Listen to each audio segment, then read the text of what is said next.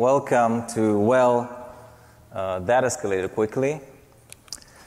My name is Sagi Dulce. I'm a senior security researcher for Aqua Security.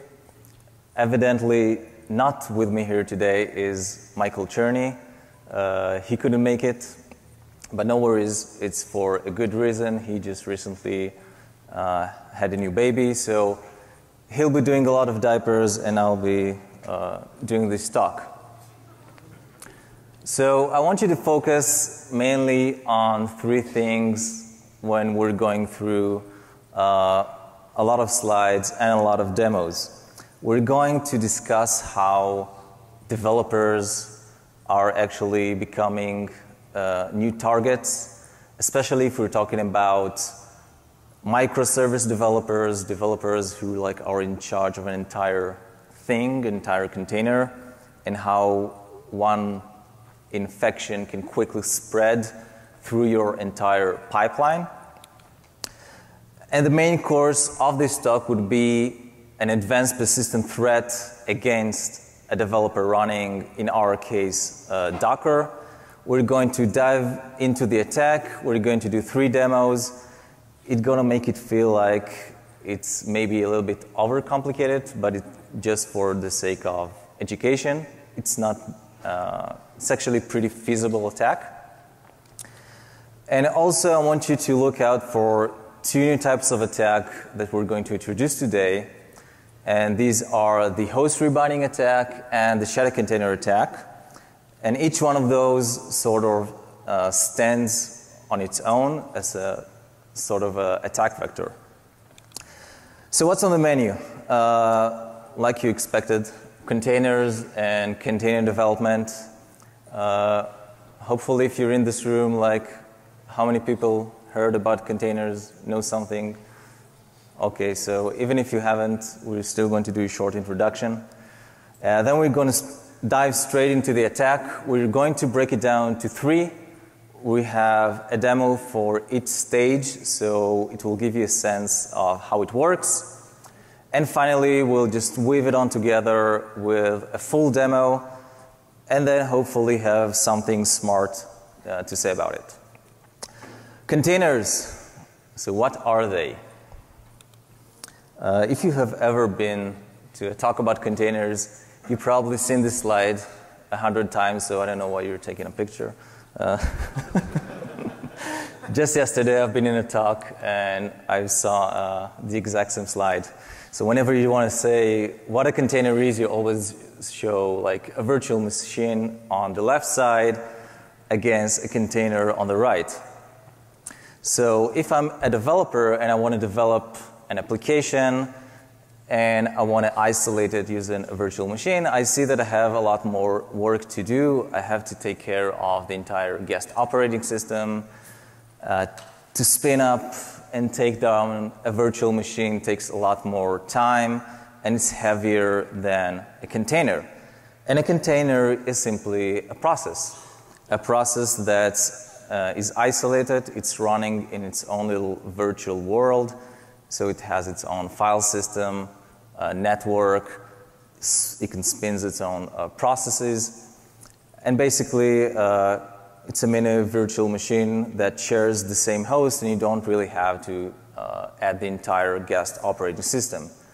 And of course I'll have the container engine that helps me manage these containers to start them, stop them, spin them up, or kill them. So that's good news.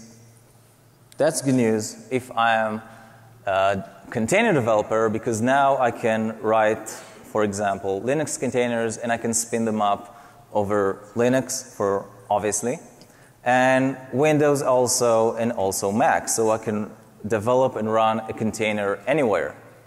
And also, you know, it is a big game because also Microsoft are now actually enabling you to write and run Windows containers. And just to get a sense of how big this thing is, let's look at, of course, Docker engine. And these are some statistics from the beginning of the year, I believe, of DockerCon. They presented the growth of and the adoption of containers over the past 3 years. and we see pretty high numbers like 900,000, which is number of different Docker application on the public Docker Hub with over 12 billion pools and 14 million different hosts pulling together. So there's a pretty big community here of developers writing containers and users actually using and running containers. So if there's a big community, there's a big attack surface, and we have something to attack. So why not go after these developers? So developers are basically getting paid to write code and features. They don't get paid to do like things securely. So if security gets in the way, like you need to open a port on your Docker daemon to enable some tool to interact with it, but it's not that secure, maybe you're going to do it because it helps you like get things done. So these are people that are very technical, they have very high confidence, but almost by definition have access to sensitive data, like code, IP, and in the case of developing containers, registries. So if you take, like we said, a single developer, and now you move to like continuous development, so you're always pushing new microservices and containers out to production, even a single developer may cause your entire pipeline to be infected. So that's the intro out of the way, and let's jump into the attack, and let's have a bird's eye view of the entire attack. So all I ask for this attack to work is a victim running Docker, and the Docker daemon has a port listening for incoming HTTP requests. And that may look like I'm asking a lot, but like I said, the developer needs to get things done. And by default, for example, if you install Docker for Windows, in previous versions, that was the default installation. So whenever you install Docker for Windows, it has TCP port open, listening for incoming requests. And the second thing I'm going to do is simply get the attacker to visit some malicious website, social engineering, water holding, insert clever method here, whatever it takes just like to get him to visit the website. And then from there, we're going to escalate the attack. We're going to deep dive on a Windows 10 attack scenario. So like I said, we have 3 phases of the attack. The first phase, like many other attacks, it's a form of remote code execution, and we'll do that by simply abusing the Docker API. The second step is an attack we call privilege escalation, as it's a new form of attack similar to another attack that we'll introduce. We'll have an intro here and say why we chose to do a different form of attack. And that is a kind of privilege escalation over the Docker daemon.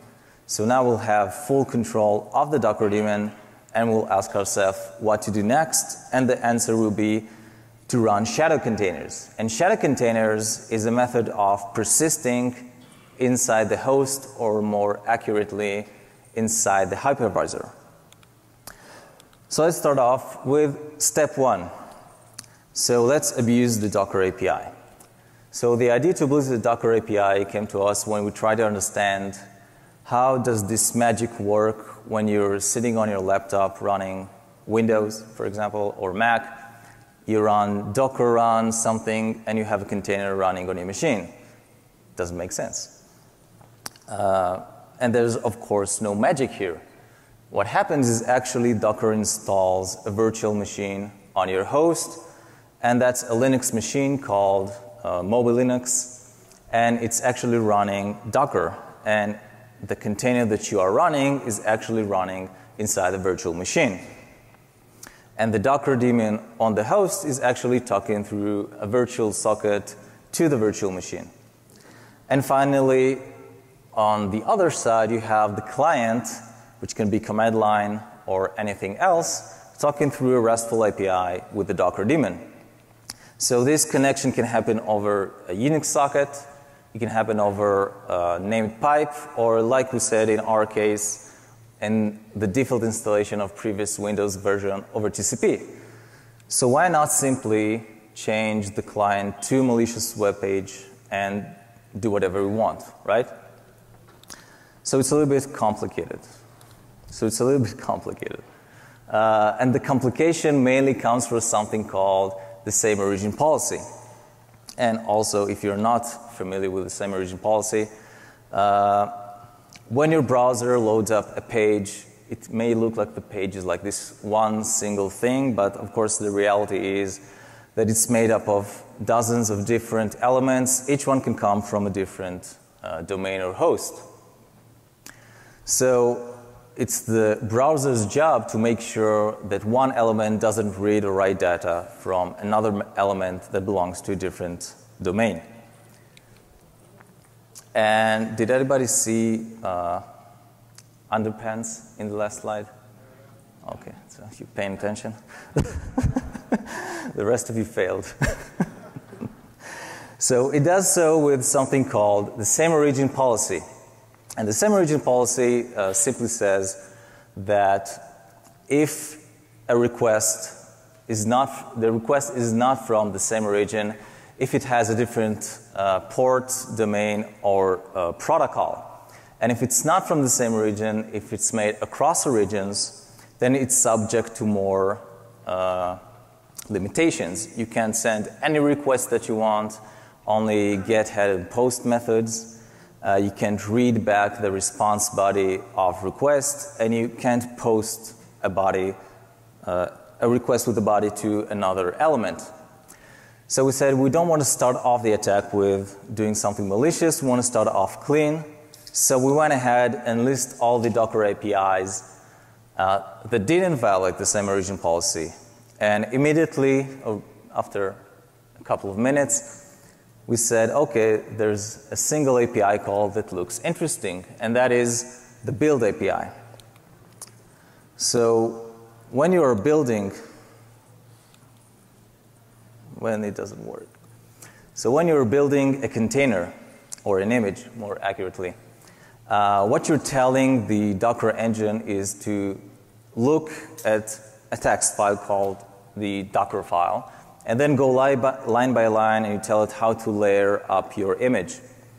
And if you ever written a container, you've probably done this, or maybe you've done this 100 times and maybe you didn't even notice, but there is a command here that is really enables you to do like bad things, and it is of course the run command. Because when you're building an image, you're actually executing code. So in my case, I can just load up whatever shell script that I want and run it. So if we dive deeper into the API call, we notice some interesting parameters.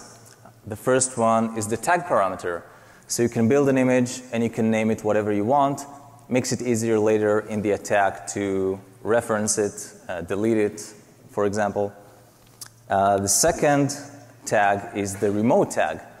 And that's also very interesting because it tells the Docker daemon to go ahead and pull your build context from a remote Git repository. So that's an entire command and control. So you can, depending on your victim, you can actually have the entire Git repository do some, I don't know, do ransomware, do reconnaissance, do whatever you want, and pull it and run it. And the last thing is the network mode. So now you can control what is the network stack of your running container. Is it running without a network? Not a good idea. Or is it running with a host network so that you can actually access the network stack of the host? So to demonstrate that this actually works so you can run code, we're going to do a simple reverse shell. And all we need is a simple post request. And that post request will be direct the Docker daemon to pull from our malicious repository. And in our repository, we simply have a reverse shell. So the demo and any other demo basically starts like this. So this is the victim's machine. He has the virtual machine running the containers. He has the Docker daemon on the host. And he has his browser visiting the malicious web page. So all the malicious web page does is issue a post command. It goes to the Docker daemon. It pulls from the GitHub, and now we have a running container. And that running container, what it does is opens up a reverse shell. So let's see how does it work. So this demo, we show 2 windows of the victim and 2 windows of the attacker. And like many other demos, we start by listing images and the containers over the victim. So he has only 1 image. And all the attacker does is simply host the malicious web page using Python. And all the web page does, again, is it does a simple post message. And I'm waiting for incoming connections from, for my reverse shell. Right, so now as the victim, I simply visit some malicious web page, and I'm seeing like the button that I can click, and then I get pawned, and I'll also see the entire building process feedback. But these are things that, like in a real world attack, you can hide from the user. And while the attack is going on, I can actually look at my Docker daemon and see that I have a running container and the images that that container pulled. And like we said, the container simply opened up a reverse shell back to the attacker. And here on the attacker side, I already have the shell, so now I can list the network interface, and I see the HV int 0 interface of the virtual machine. So we proved that we can run malicious code on the virtual machine by simply visiting a website without breaking anything, without doing anything too malicious. So when we notified Docker, they simply said, okay, so from now on, like many other installation, the TCP is simply an opt-in feature. So you can still configure it on any host, but it's not on by default. So let's move on to the second stage, and that is the host rebinding attack. So we asked ourselves, what should we do next? So we have a building container running, and we don't have full access to the Docker daemon API, again, because of the same origin policy. And the running container has actually a limited lifetime. It won't run forever. So we asked ourselves, what can we do? And I know what you're thinking. I can see it in your heads. Scream it out. Why not do DNS rebinding and bypass that pesky same origin policy? So again, if you spoiler, we're not going to use DNS rebinding. We'll do something else.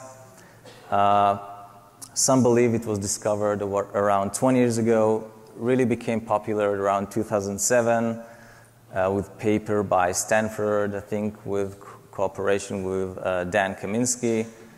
And then it spawned a lot of other talks in Black Hat and in RSA. What is DNS rebinding, how to protect against it. I think today there's also a talk in DEF CON talking about DNS rebinding. So just to get the gist of how it works, we're not going to deep dive into DNS rebinding. If I'm an attacker and I want to attack an internal IP address that I can't get through because of firewalls and stuff like that, I can set up a domain called attacker.com, and I get the victim to visit attacker.com. So he's going to query, he's going to perform a DNS query asking where is attacker.com, and I'm going to answer with 2 different IPs. My IP and, of course, the internal IP that I want to attack. Then it's going to do HTTP GET, load up some malicious script. That malicious script is going to pull, do another request, and now the attacker performs a TCP reset. And some versions of browser perhaps say to themselves, okay, there was a reset, I have 2 IPs, maybe I'll go to the second one. And now he thinks that the internal IP actually belongs to attacker.com.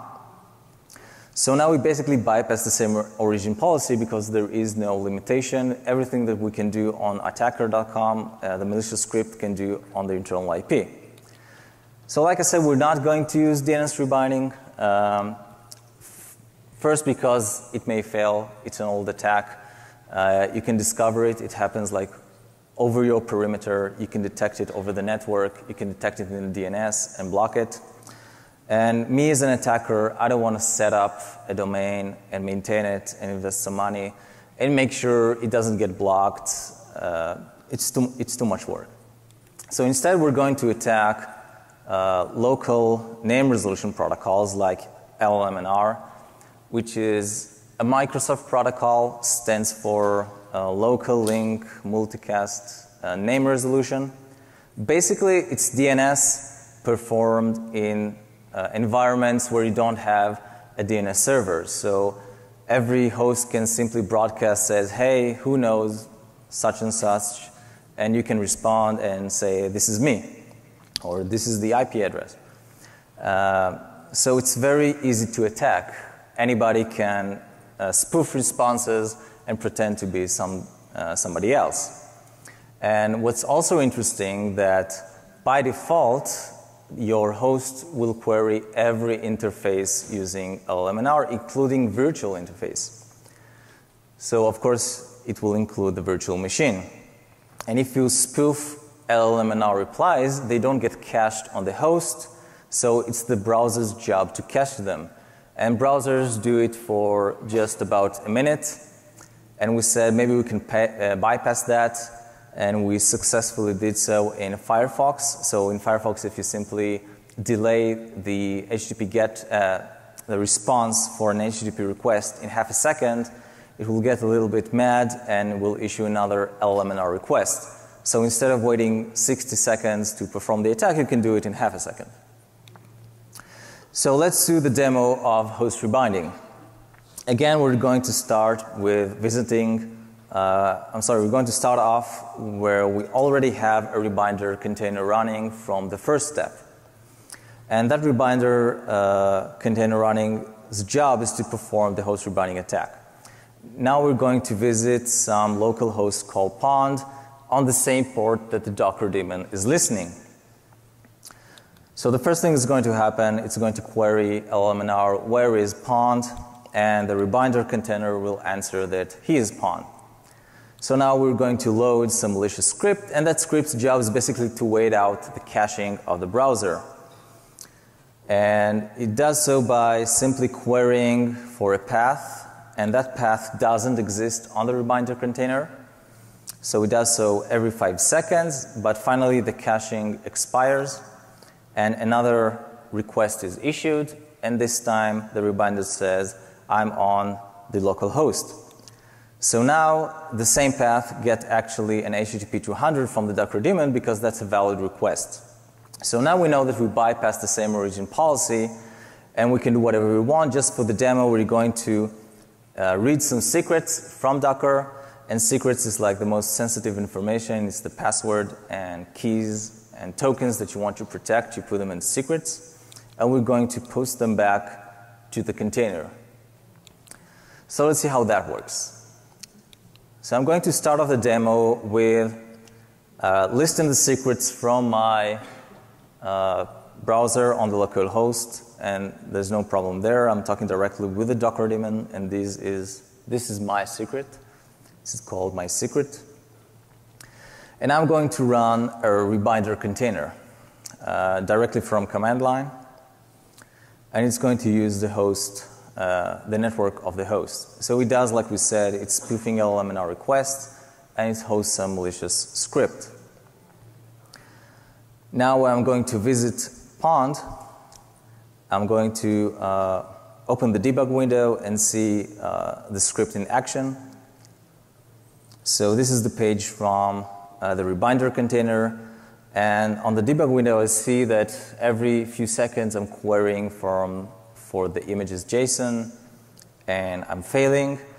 And this takes, like I said, about a minute, but for your convenience, we fast forwarded it.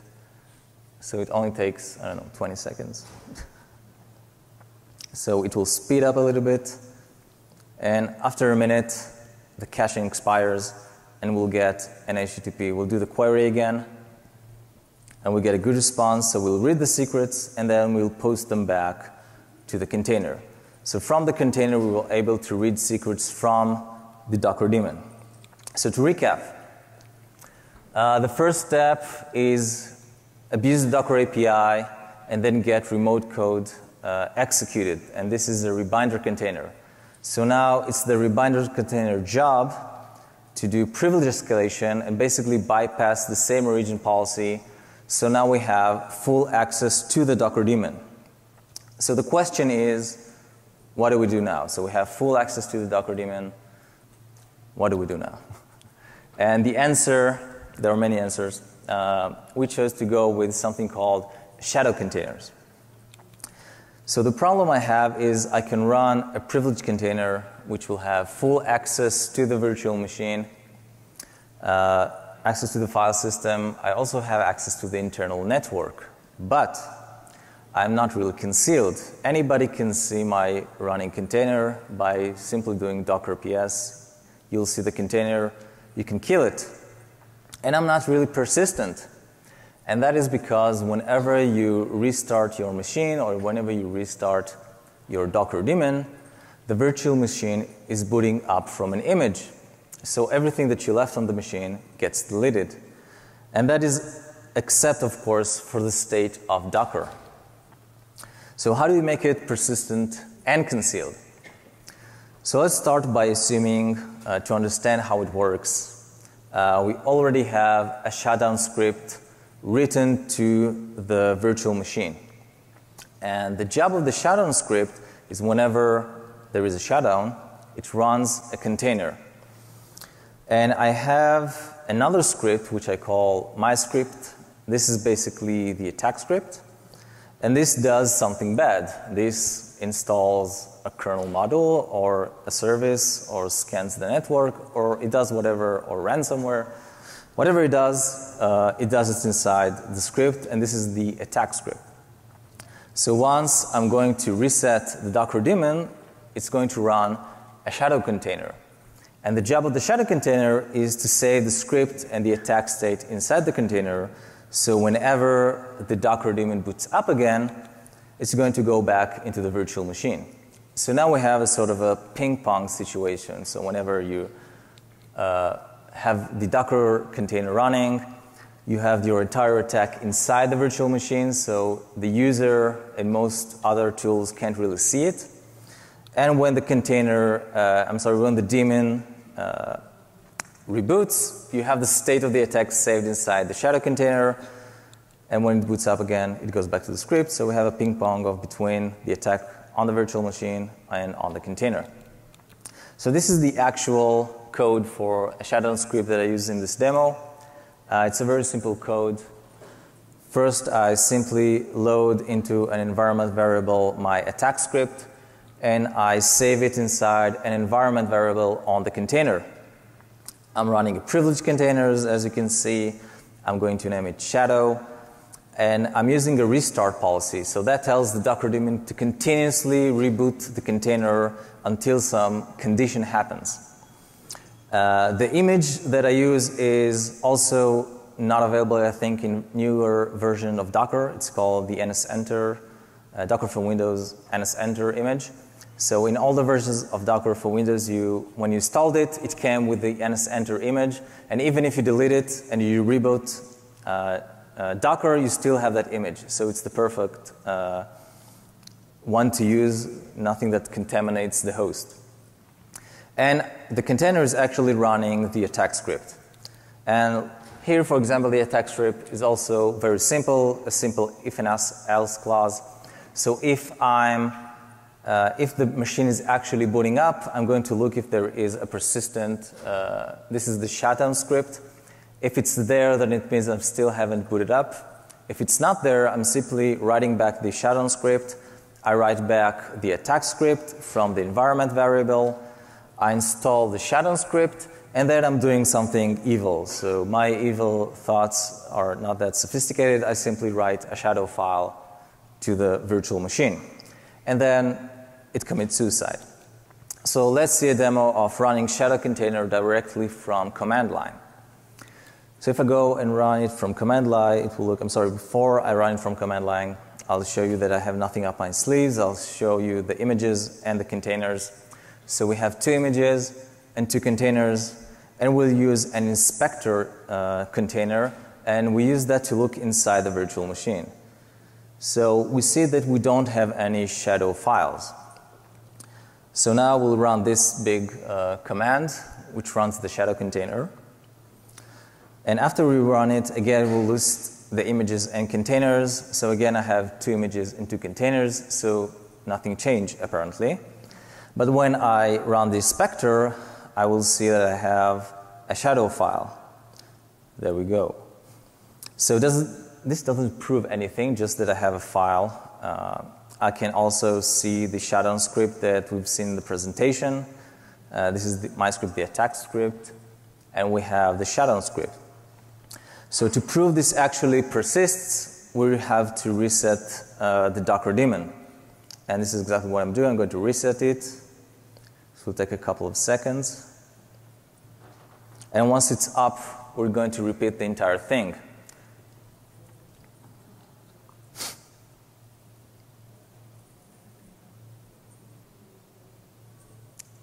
Right. Yeah. So it's up again, and I'm going to repeat the entire thing. I'm going to list, I'm going to run the inspector. I'm going to use it a little bit later. And now I'm going to look at the images. So again, we have 2 images, 2 containers. Apparently nothing changed. When we use the inspector, we still see the shadow files. So we persisted throughout reboots. So now we have basically the final piece of the puzzle. So let's see the entire attack flow. So it's going to start off like all the previous demos. The victim is going to visit SecurityTalks.com, and the first step, like we said, we're going to abuse Docker API, and we'll get a Rebinder container running. The Rebinder container's job is to perform host rebinding attack. So now we have full access to the Docker daemon. So if I have full access to the Docker daemon, I can now run a privileged payload, and that privileged payload can write the shutdown script to the virtual machine. Now all I have to do is some housekeeping. I'll delete the rebinder and the payload from the virtual machine. And now whenever we reset the Docker daemon on the host, it's going to create the shadow container, and of course when the daemon is up again, it's going to write down the shutdown script and my script back to the virtual machine. So let's see this whole thing working from end to end. So again, I'm going to show that I have nothing up our sleeves. We have 2 images and 2 containers running on the host. And we're going to use inspector again to look at the underlying virtual machine. And of course, there is no shadow file. Right, so let's start the attack. I'm going to visit SecurityTalks.com. And again, I'm going to click a button. We have 2 iframes here. The top one will show you the entire building process of the container. Again, in a real attack, you can hide this from the user. And on the bottom, we have another iframe waiting for the rebinder container to load the malicious script and perform the host rebinding attack. So it will take a couple of seconds. I'm waiting for the rebinder, and the rebinder is now running, serving the malicious script and spoofing LLM response. So only while this attack is going on, you can actually go to the host and see the containers that is running. So I see the running container, the rebinder container. I can see the images that it pulled. So I have some extra images from before. But this whole thing will be deleted after the attack is complete. And like we said, it takes a couple of time for the cache to clear up. But once it does, we get an HTTP 200 back to our malicious script. And now we can go ahead and run the privileged payload. So we run the privileged payload and we start it. And after we start, we can simply remove it and delete whatever images it pulled. So now, if I go back to the host, I'll see that I'm back to the first state. I have 2 images and I have 2 containers. So nothing is left behind. And again, we're going to use the inspector to look at the virtual machine.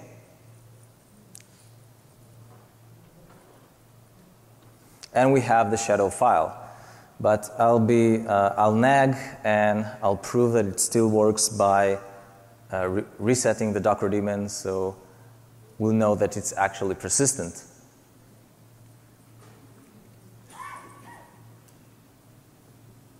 And again, when it's back up, we're going to repeat the whole thing to prove persistency and that nothing is left behind. So the Docker daemon is up.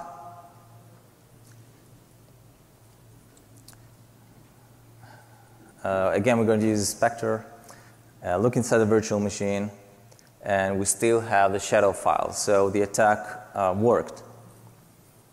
And finally, these are again the attack script and the shutdown script.